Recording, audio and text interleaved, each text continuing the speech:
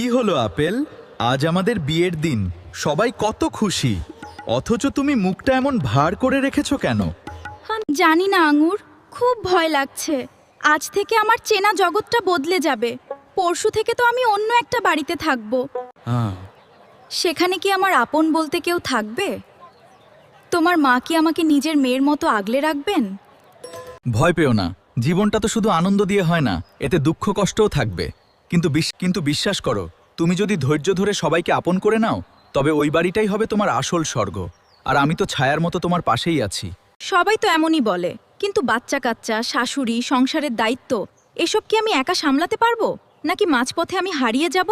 বিয়ের পিড়িতে বসা সহজ, কিন্তু সংসার টিকিয়ে রাখা কি অতই সহজ? আপেল কি পারবে শ্বশুরবাড়িতে সবার মন জয় করতে? নাকি শুরু হবে শাশুড়ি বউয়ের নতুন যুদ্ধ? আমার জীবনের আসল লড়াই কি শুরু হতে যাচ্ছে? দ্বিতীয় পর্ব দেখতে চাইলে এখনই আমাদের চ্যানেলটি সাবস্ক্রাইব করুন আর কমেন্টে জানান বিয়ের পর প্রথম দিনটি আপনার কেমন।